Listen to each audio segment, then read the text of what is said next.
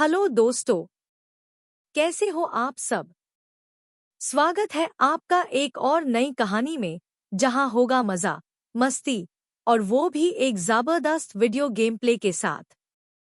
मैं हूं आपकी दोस्त टून दीदी और मैं ले चलती हूं आपको कहानियों की एक रोमांचक दुनिया में, जहां हर मोड़ पर छुपी है एक नई बात, एक नया सरप्राइज। तो चलिए चलते हैं कहानी के इस नए सफर पर। शुरू करते हैं आज का एडवेंचर। कहानी का शीर्षक नन्हा वीरू और समय की गुफा। शुरुआत। हरे भरे पहाड़ों और घने जंगलों के बीच बसा था एक छोटा सा गांव, रतनपुर।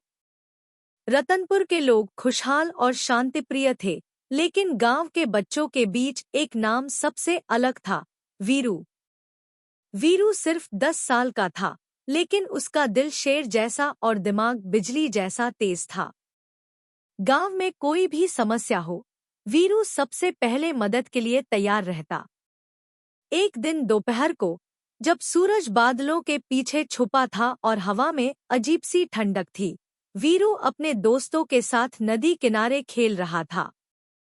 अचानक नदी के उस पार की चट्टानों के पास उसे एक चमक दिखाई दी।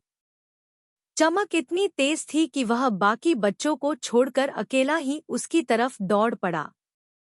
गुफा का रहस्य। चमक के पास पहुंचकर वीरू ने देखा कि एक बड़ी काई जमी चट्टान के बीच एक तंग दरार है। दरार के अंदर से हल्की सी नीली रोशनी निकल रही थी। जिज्ञासा के मारे वीरू ने दरार को और चौड़ा किया और अंदर झांका। भीतर एक विशाल गुफा थी, जिसकी दीवारों पर अजीब सी आकृतियां बनी हुई थीं। घड़ियां, सूरज चांद के चित्र और अजीब सी भाषा में लिखे गए शब्द। गुफा के बीचों बीच एक गोल पत्थर का मंच था और उस पर रखा था सोने का रेतघड़ी ग्लास। जैसे ही वीरू पास गया, रेतघड़ी चमकने लगी। रेत के हर कण में किसी पुराने समय की झलक थी, राजा महाराजा, युद्ध, मंदिर और उड़ते हुए रथ। अचानक गुफा की दीवार से आवाज आई, वीरू, समय की चाबी तेरे हाथ में है। इसका सही उपयोग कर, वरना समय बिखर जाएगा। पहला सफर, अतीत में। वीरू ने हिम्मत करके रेतघड़ी उठाई। तुरंत एक तेज हवा का झोंका आया और गुफा के भीतर की रोशनी सुनहरी हो गई। पलक झपकते ही वीरू ने खुद को 500 साल पुराने रतनपुर में पाया। गांव में तब न पक्के घर थे, न बिजली, लेकिन वहां के लोग युद्ध की तैयारी कर रहे थे। वीरू को पता चला कि एक दुष्ट राजा भैरव सिंह अपने सैनिकों के साथ गांव पर हमला करने वाला है, ताकि यहां का चांद पत्थर चुरा सके, एक जादुई पत्थर जो फसलें उगाने और बीमारियां दूर करने की ताकत रखता था। वीरू ने गांव के लोगों को चेतावनी दी, लेकिन कोई उस पर विश्वास नहीं कर रहा था। तब उसने बच्चों की एक टोली बनाई और मिलकर गांव के चारों ओर जाल और अलार्म लगाने की योजना बनाई।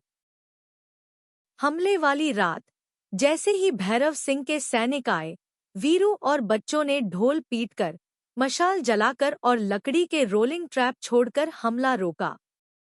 भैरव सिंह को भागना पड़ा और गांव बच गया। सुबह होते ही रेतघड़ी फिर चमकने लगी और वीरू वापस गुफा में लौट आया। दूसरा सफर, भविष्य में। इस बार रेतघड़ी की रेत चांदी जैसी चमक रही थी। जैसे ही वीरू ने उसे पलटा, वह साल 2150 में पहुंच गया। रतनपुर अब एक हाईटेक शहर बन चुका था। हवा में उड़ती गाड़ियां, रोबोट दुकानदार और आसमान छूते कांच के टावर। लेकिन यहां भी मुसीबत थी। एक हैकर गैंग ने शहर की मौसम मशीन पर कब्जा कर लिया था। वे मौसम को नियंत्रित करके शहर को बर्बाद करने की धमकी दे रहे थे। वीरू ने अपने अतीत के अनुभव और चतुराई का इस्तेमाल किया। उसने एक दोस्ताना रोबोट AR-9 के साथ मिलकर हैकर गैंग के सिस्टम में वायरस डाल दिया। नतीजा, मौसम मशीन का कंट्रोल वापस सरकार को मिल गया और शहर बच गया। गुफा का असली सच। जब वीरू तीसरी बार गुफा में लौटा तो दीवार पर एक नया संदेश लिखा था। तुमने समय की रक्षा की है, वीरू, लेकिन असली परीक्षा अब बाकी है। रेतघड़ी अब लाल रोशनी में चमक रही थी। वीरू ने जैसे ही उसे छुआ, पूरा गुफा हिलने लगा। गुफा के बाहर का जंगल आग की लपटों में घिर चुका था और आसमान में एक काला भंवर बन रहा था। वीरू को समझ आ गया, यह समय का तूफान है जो अतीत, वर्तमान और भविष्य तीनों को नष्ट कर सकता है। अंतिम जंग। वीरू ने रेतघड़ी के तीनों हिस्से खोले। पहले हिस्से में अतीत की रेत, दूसरे में वर्तमान की रेत और तीसरे में भविष्य की रेत थी। उसे इन तीनों को सही क्रम में मिलाना था ताकि समय का संतुलन लौट आए। लेकिन भंवर के बीच से एक छाया प्रकट हुई, समय का चोर, जो सदियों से रेतघड़ी पर कब्जा करने की कोशिश कर रहा था। चोर ने कहा, रेत मुझे दे दे, वरना तू भी इस भंवर में खो जाएगा। वीरू ने हार नहीं मानी।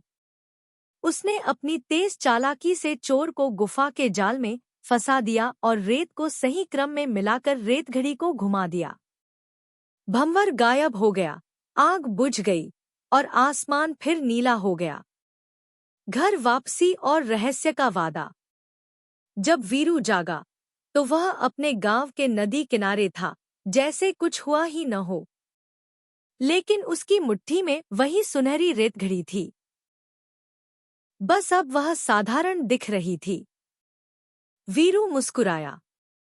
वह जानता था कि जब भी समय को बचाने की जरूरत होगी, गुफा फिर उसे बुलाएगी। तो बच्चों, कैसी लगी आपको ये कहानी? मजा आया ना? अगर आपको कहानी पसंद आई हो तो वीडियो को लाइक जरूर करना और कमेंट में लिखना कि आपको सबसे ज्यादा क्या अच्छा लगा। ऐसे ही और कहानियों के लिए चैनल को सब्सक्राइब करना मत भूलना। मैं मिलूंगी आपको एक और नए गेम प्ले और एक नए एडवेंचर के साथ। तब तक के लिए अलविदा बच्चों।